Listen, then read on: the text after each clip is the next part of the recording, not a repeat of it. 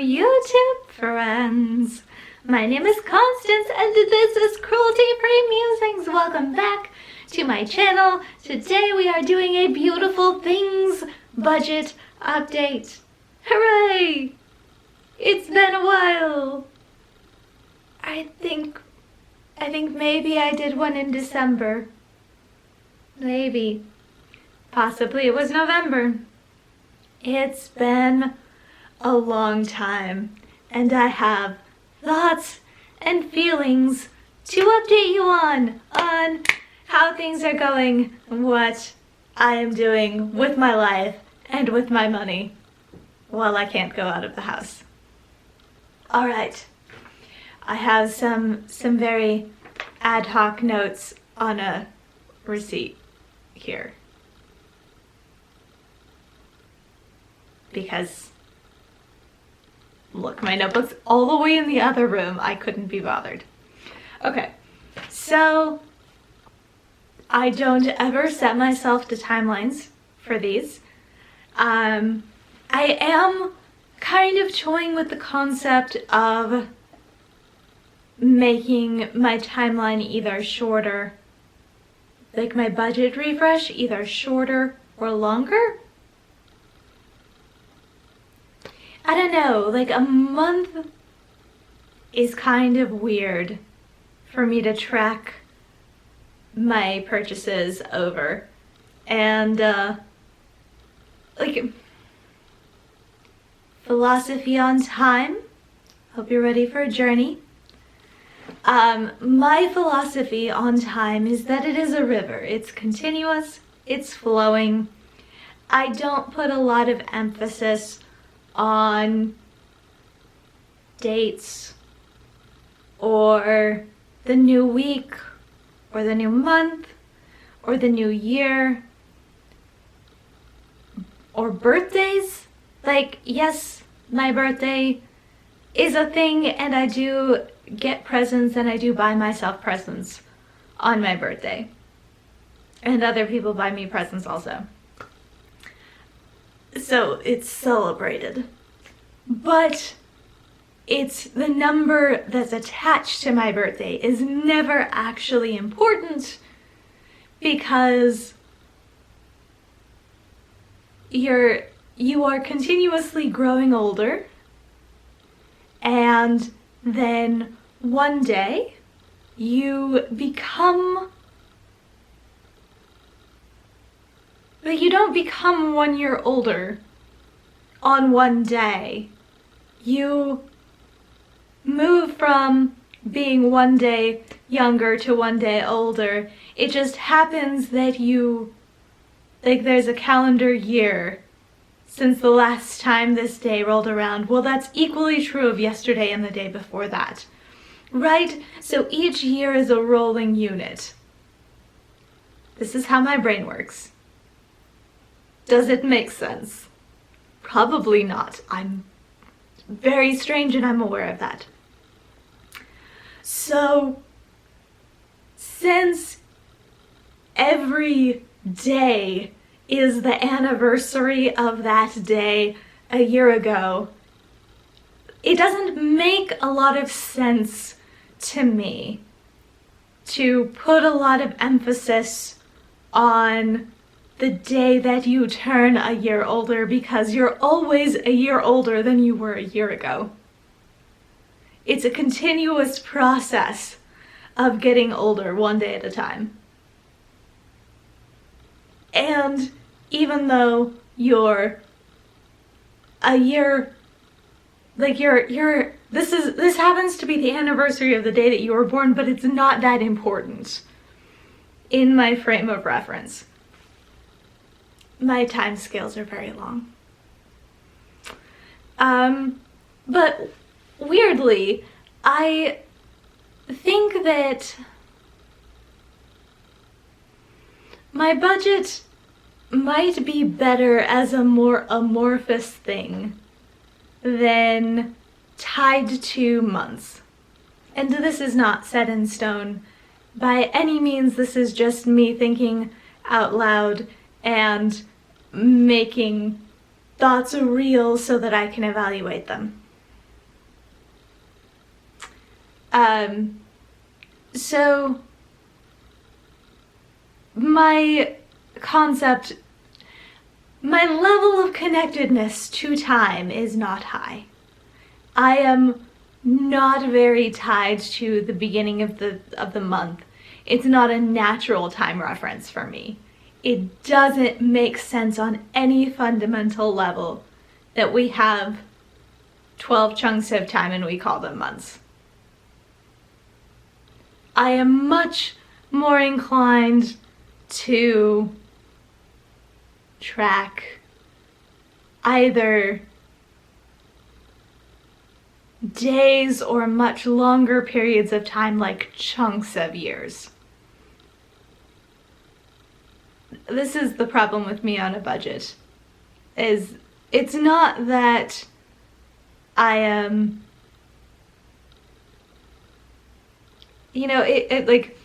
so the problem that I have noticed over the last several months as I've been on a budget for beautiful things, the thing that I've noticed is that I tend to spend my entire budget all at once.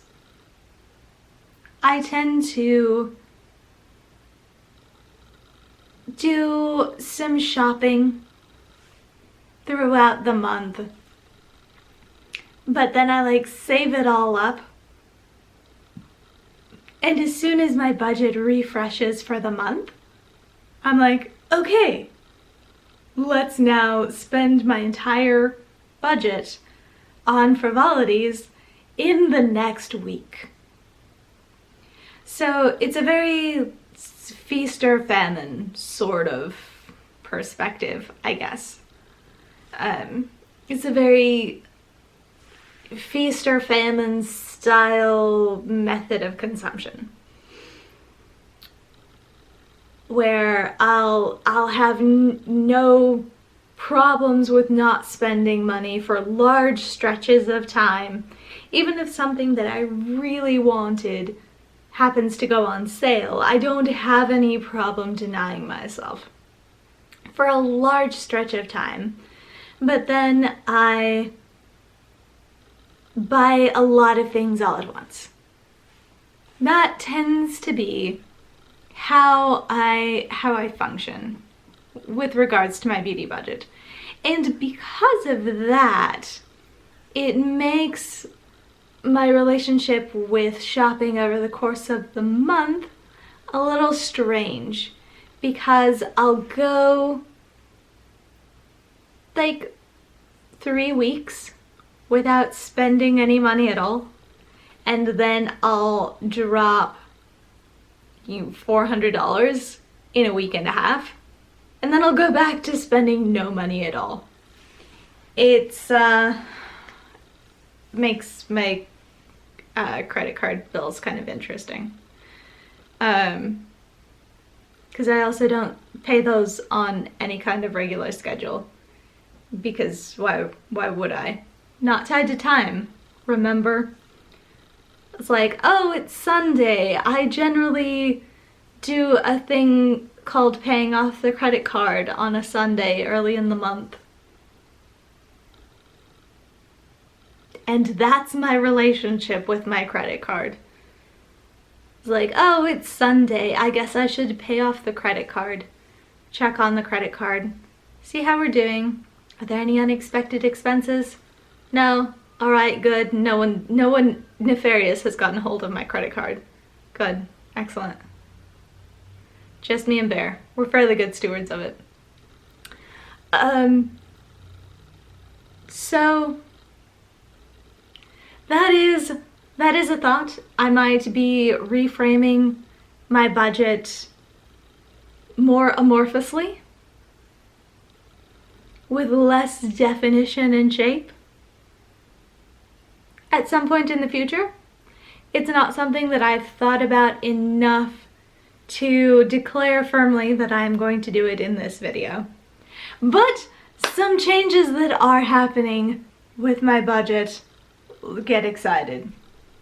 They're not exciting. But I am not counting some things that I was counting before in my budget. So to recap, my budget the last time I checked in, I had $400 a month. I was limited to a maximum of $200 a month on frivolities, fountain pens, ink, paper, makeup that wasn't a direct replacement, you know, things of that nature. Yarn. And then I had $200 with which, you know, out of which I could buy things like clothes and hair goop and replacements for my skincare and replacements for my makeup and hair colors and haircuts and taking my cat to the vet. So that was my budget in a nutshell. That was how it was working. I was really trying hard to keep my total expenses under $400. If I knew that I had a month where I was going to have to spend a lot on necessary things like, oh, I don't know, taking my cat to the vet, and I have a dentist appointment, and I have a haircut, you know, that might all add up to more than $200, so that is going to cheat into my $200 for beautiful things. Which is a totally reasonable way of accounting for things, and that is how normal budgets work. I do realize. That said, I don't have to account for my personal expenditures that strictly. Do I realize that it might be good practice? Sure. Accepted. Noted. That it might in fact be good for me as a person to spend less on frivolous things when I have a month where I have a large amount of unexpected expenses.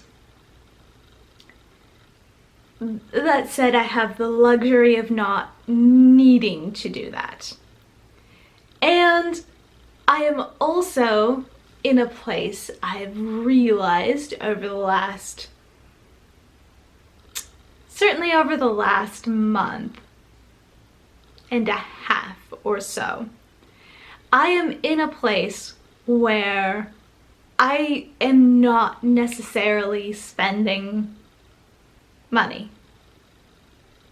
on frivolities. So let's take this, let's give some context. I did not buy any makeup between January 1st and March 9th. I bought during that time a fountain pen nib. I bought during that time one moderately large order from Yes Style of Korean makeup, or not makeup, but Korean skincare. I found a chemical lip balm, which is a chemical sunscreen lip balm, which is fantastic, and which I cannot find on Amazon, and it makes me so sad. Well, it'll last me for a while at any rate.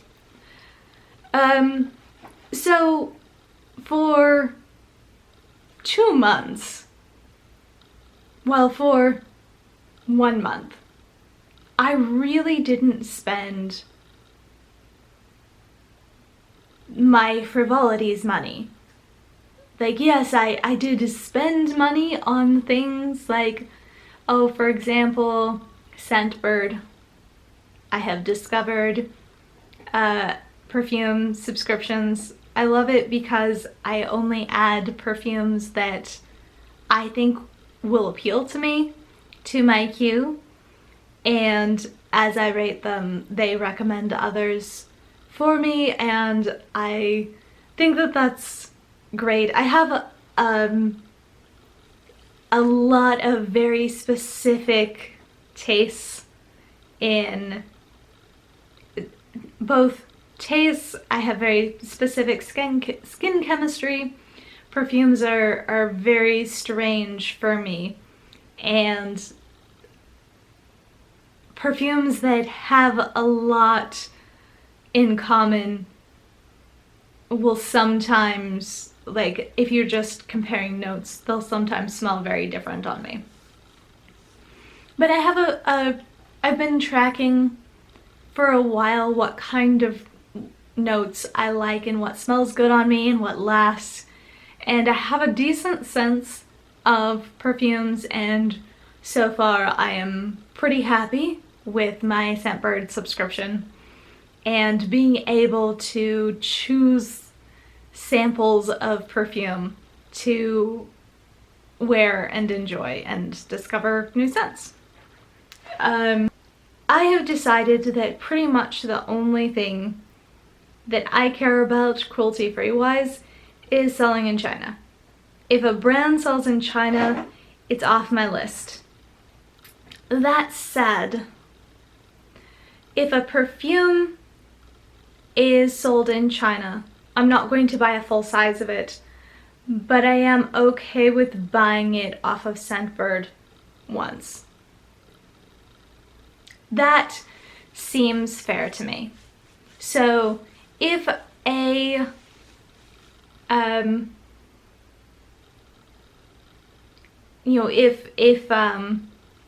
Burdoues, I don't know how to say that. Burdoues? Maybe. It might be French. Burdoues? I don't really know. My most recent Scentbird subscription is from Burdoues, so that's why it springs to mind. If they sell in China, I wouldn't buy a full-size perfume from them. Otherwise, for perfumes, I 100% do not care what's in my perfume, because it is straight luxury. There's no benefit apart from smelling nice. So I don't care. I don't care what's in it. I don't care whether they, how they source their musk. I don't, like, there's a lot of things that I don't care about for perfume. In large part because naturally sourced scents, especially naturally sourced musks, are not very stable. And if a perfumery can find a synthetic musk that has the same qualities, they're going to go with the synthetic. Of course, because it has the same scent, the same qualities, but it stays good for longer. Why wouldn't they? My goodness, I have been talking for a long time and we haven't even gotten to the main part of talking about my actual updates. Why were we talking about Scentbird? It's something that I spend my money on. I paid for 6 months up front in February. I bought a year-long subscription to support a podcast that I really enjoy. I bought books, and then I didn't buy any of the consumable things that I have spent so much energy in collecting for months, really years at this point. And that made me think, you know what? I think you're okay with the rest of your life, and the only thing you have to pay attention to is when you get really deep into a subject and you want to buy all of the things related to that subject because you want to try them out. You in this case being me, I do that all the time. Did that with sunscreen. Had so many sunscreens for a really long time. I still kind of have a lot of sunscreen. Anyway, moving on. Hopefully before my camera cuts me off. So, I am making the following changes to my beauty budget. I am tracking essentially fountain pens, ink, stationery, you know, things related to fountain pens, and makeup. And I am keeping those purchases under $200 for a given month. And I am, oh, my battery's going to die, that's great. And I'm not tracking rollover. That is the most important thing related to this. I'm not tracking rollover. All right, everything's gonna die. Okay, we'll be right back. Okay, hopefully the frame hasn't changed too much.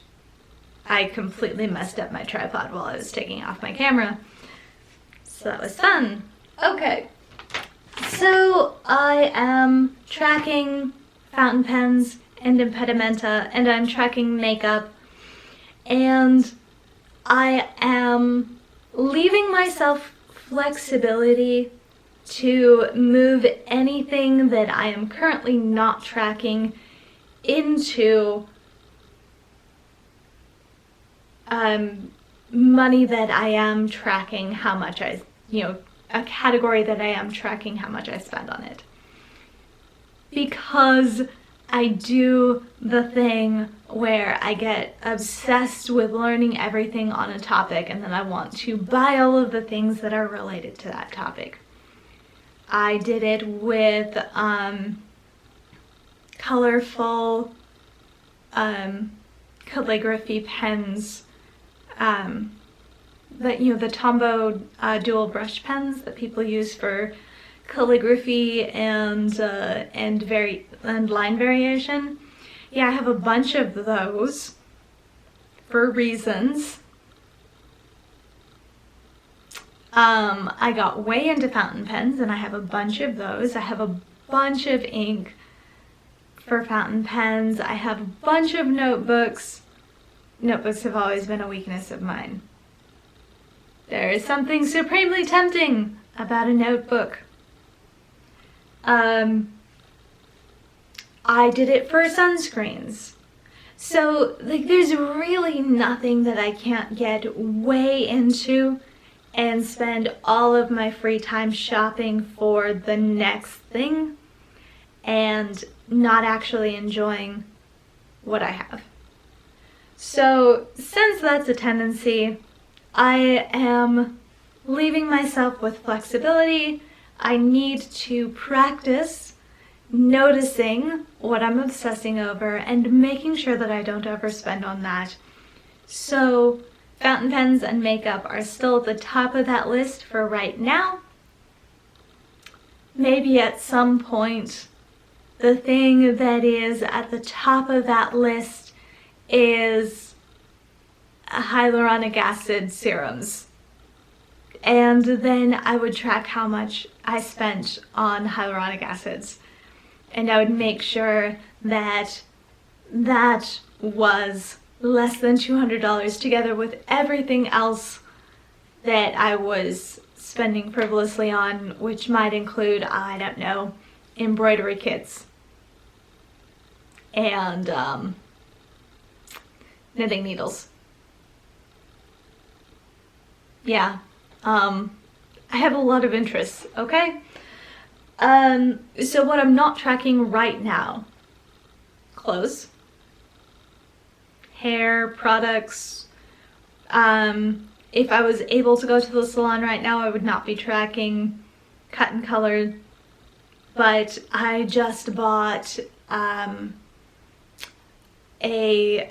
tone equalizer so that I can get all of my hair kind of strawberry colored instead of having this chunk up here that's dark and this chunk down here that's really light. We're gonna, you know, even that out a little bit, hopefully. That I didn't count that towards what I'm, you know, I didn't count that against my $200 for the month, which I'm out of anyway. It's what happens when you buy fountain pens and order 2 lots of makeup in the same month. I spent a lot on fountain pens, alright? It was mostly ink. But still, I spent a lot. And you know, basically half of my budget right there. So, so the clothes, hair, skincare, not tracking skincare right now. I'm not watching anyone who's making me obsess over ingredients and learn everything and, you know, assembling a list of skincare that I want to try that's a mile long. And I'm not tracking books. This hasn't changed in a really long time. I don't track spending on books. I'm just allowed to buy books. I can read them very quickly. And that is, in a nutshell, why I don't limit my book purchases. Once again, I hope that the camera angle hasn't changed too much. I left the last video that I recorded, the last video clips that I recorded, on the SD card. And you know me, I can't stop talking, so that was never going to work. 2 videos, 1 SD card, please. I want a bigger SD card. So, back to books. I don't count books. I have never counted books in this iteration of my beauty budget. And the reason for that is that I went through this process of why I was buying so many books that I was never reading when I was a teenager.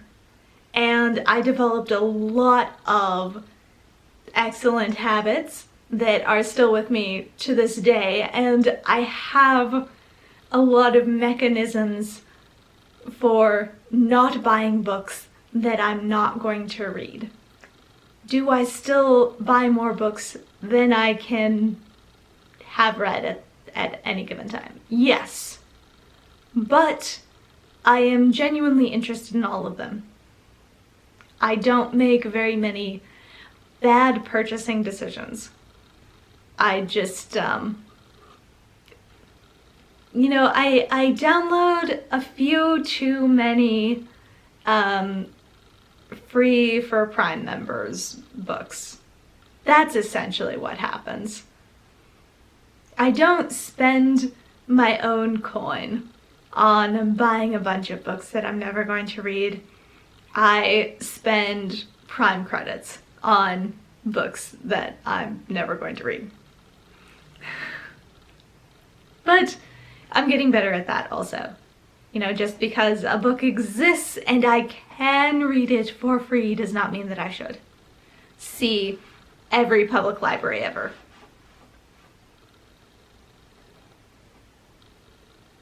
Yes, I like libraries too.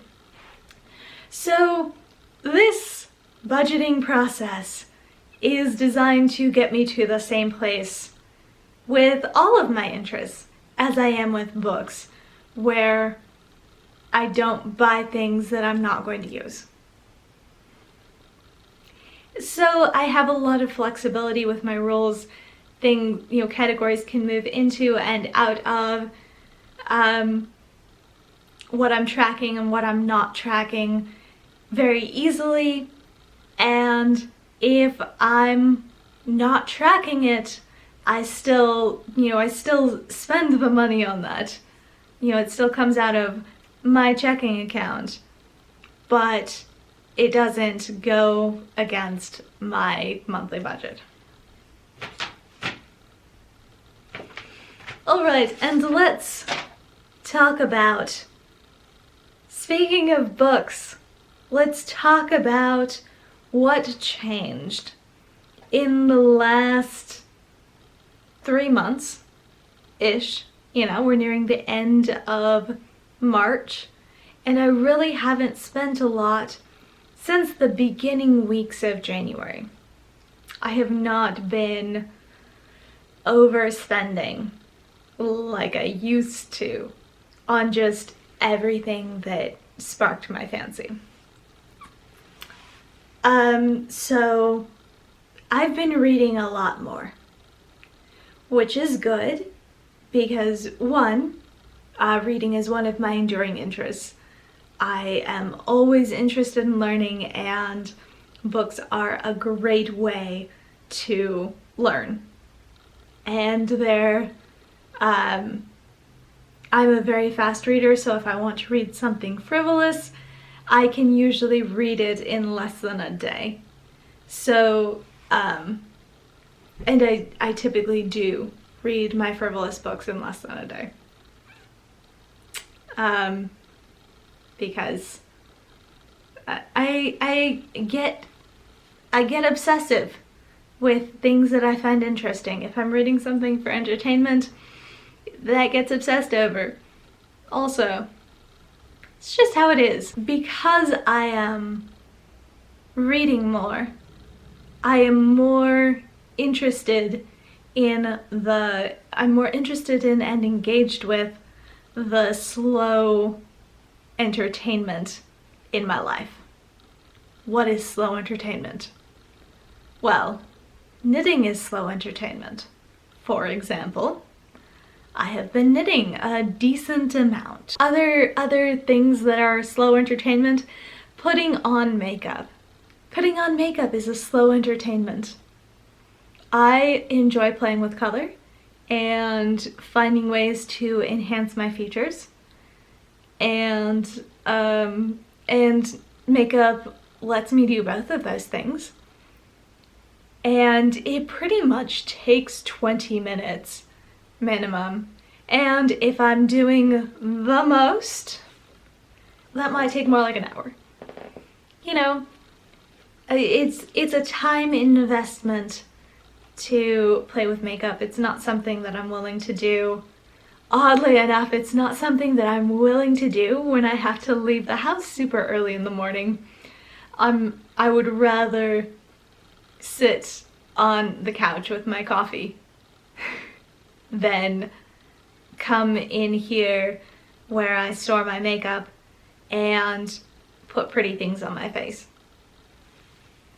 But I am also more willing to do it and more consistent with it and more consistent with documenting it also when I am reading more. And that's an interesting thing all by itself, isn't it? Like, why does reading have that big of an effect? Why does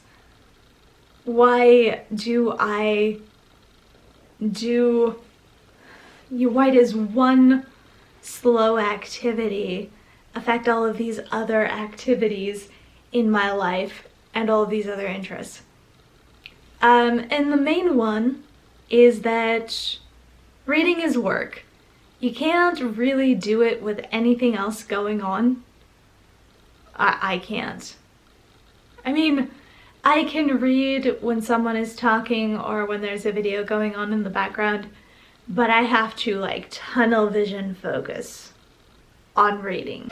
It's not super easy for me to get to that level of focus if I'm reading nonfiction. But reading nonfiction is really beneficial, It helps me to learn, which is one of the main reasons that I love reading. When I read, I spend less time engaged with fast entertainment and more time engaged with slow entertainment. And it's not just that I watch fewer videos, it's also that I knit more. Like, I should talk about what is fast entertainment. Fast versus slow. Slow entertainment for me, knitting, reading, writing with fountain pens, journaling, playing with makeup, spinning. There's a bunch of things that are slow entertainment, and there are a bunch of things that I have readily available to me that are slow entertainment. Things that are fast entertainment. Buying things. Buying skincare, hair care, makeup, fountain pens. Notice that a lot of the slow entertainment things I can transform into fast entertainment by adding browsing and shopping. Isn't that interesting? Watching videos and listening to podcasts, those are fast entertainment for me. They tend to be obsessive, where I'll just have podcasts going all day, or I'll have videos on in the background all day, and I don't ever turn that off. What is paired with that makes it less healthy is that when my main source of entertainment is videos, even though I can knit while I watch a video, I will more often scroll on my phone shopping while I have a video on in the background.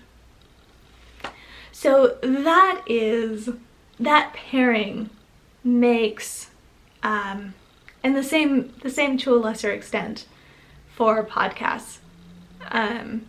I spend less time scrolling on my phone while listening to podcasts, but in part that's because I listen to a lot of podcasts while I'm at work.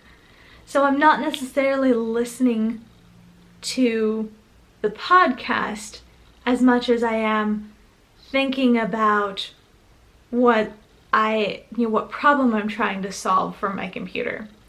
So there's, for the audio entertainment, I tend to split my attention where there's the audio going in the background, but I'm really paying attention to whatever's in front of me.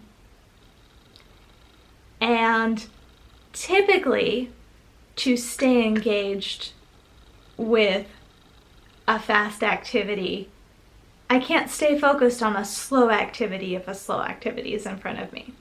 I can if I practice by reading, and then I am better at pulling out a slow entertainment like knitting. But the ideal world is one where I spend most of my free entertainment time reading, and then I spend a little bit of my entertainment time watching a video while doing one of my slow entertainment activities, playing a video game, or knitting.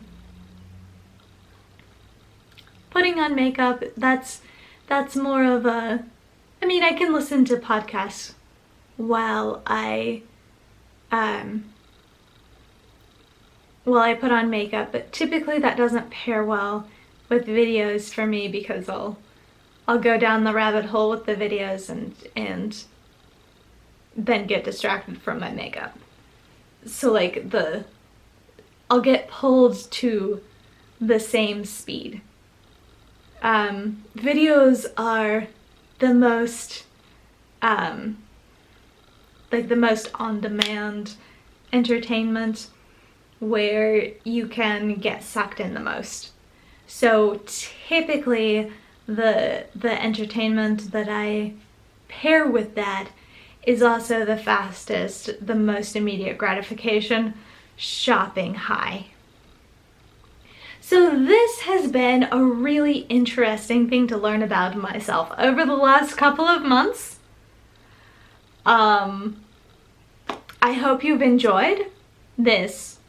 Hopefully not long. It's been forever as I'm recording, but that's because I stopped twice because I had to fix things with my camera. I hope you enjoyed or learned something or both.